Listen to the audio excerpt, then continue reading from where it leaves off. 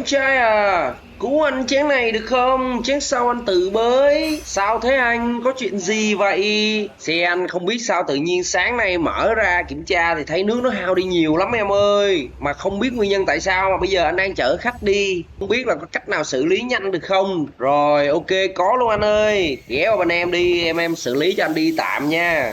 Rồi thế là khoảng 2 tiếng sau anh khách ghé qua bên mình vì anh đang phải chở khách đi chơi nên là không thể nào mà qua liền được, ông phải thả khách vào một cái địa điểm ở gần đó xong rồi anh mới ghé vào bên mình. Rồi thì sau khi tiến hành kiểm tra thì bên mình mới phát hiện là xe của anh đang bị tình trạng là lủng cái két EGR. Thì nguyên nhân thì tí nữa mình sẽ nói. Thì hiện tại là anh khách anh đang phải bận chở khách đi chơi vì đã nhận trước đó rồi nên là không thể nào mà hoãn lại được, nên là ảnh yêu cầu bên mình cố gắng xử lý nhanh giúp ảnh để ảnh hoàn thành cái chuyến đi, rồi sau đó ảnh sẽ quay trở về và sắp xếp thời gian để làm từ A tới Á luôn. Thì cái cách xử lý mà tạm thời anh em thì chỉ có cách là bây giờ bên mình sẽ bịt lại cái đường nước, không có cho đi qua cái két EGR nữa, và cũng sẽ bịt luôn cái van EGR, không có cho nó hoạt động đóng mở khí thải nữa, để tránh tình trạng là khi mà cái khí xả nó đi qua cái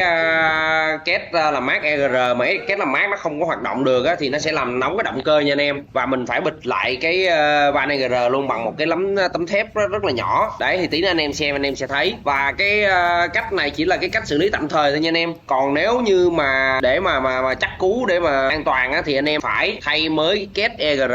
Thì hiện tại cái két EGR này nó có giá thành nó dao động khoảng 5 đến 7 triệu gì đó, nói chung là cũng không có quá mắc đâu anh em. Nên là khi mà anh em bị lủng két thì anh em cố gắng, trừ khi những lúc mình bận thì thôi, nhưng mà nếu mà mình xong xuôi hết rồi thì mình cố gắng nên đi thay liền ngay lập tức, đừng có để tình trạng này nó kéo dài quá nha anh em. Và khi mà bên mình gỡ ra thì anh em thấy cái nước ấy, nó vào các cái đường ống gió và cái cổ hút rất là nhiều ha, và cái bướm ga nó bốc hơi nước lên như ở đoạn đầu video anh em nhìn thấy á. Đấy thì nếu như mà chậm một chút xíu nữa thôi thì có lẽ là bây giờ là phải hạ máy rồi, bởi vì khi mà nước nó vào trong động cơ thì anh em cũng đã có thể hình dung ra được cái hiện tượng gì nó sẽ xảy ra, đúng không? Đấy, nước mà nó vào động cơ thì thủy kích, và thủy kích thì nó phá rất là nhiều bộ phận và khả năng là phải rã máy. Nếu mà nhẹ thì vệ sinh sơ là xong, nhưng nếu là nặng thì chắc chắn phải rã máy và rớt vài chục hoặc là 100 triệu là chuyện bình thường. Đấy nên là anh em đừng có chủ quan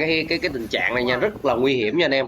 Thì mình cũng quên mất là đây là một em Solati và đã đi được hơn 30 vạn rồi. Đấy thì cái tình trạng này rất thường hay xảy ra trên những dòng xe Solati nha anh em, nên là những anh em nào đi Solati nhớ chú ý giúp mình. Thì tính ra cái két EGR của em Solati thì nó vẫn rẻ hơn so với E8, cũng đều là Hyundai, nhưng mà của thằng E8 thì nó phải mắc gấp đôi anh em. Và cái nguyên nhân chính chủ yếu dẫn đến cái vấn đề mà bị lủng cái két đó là do anh em xài cái nước làm mát nó như thế nào đó. Thì có thể là do gặp phải nước làm mát giả, nước làm mát đẻo, hoặc là anh em xài nước lọc. Nước làm mát xịn tốt nhiều khi còn có thể xảy ra nữa, chứ đừng có nói mà ba cái nước làm mát đẻo giả mà không rõ nguồn gốc nha anh em, không có nhãn mác tên tuổi mà anh em xài vô là chỉ có banh thôi. Đấy mà cái đầu tiên banh là cái két EGR. Thì khi mà mở cái bình nước cái két nước ra thì mình thấy là cái anh này anh cũng có đi cái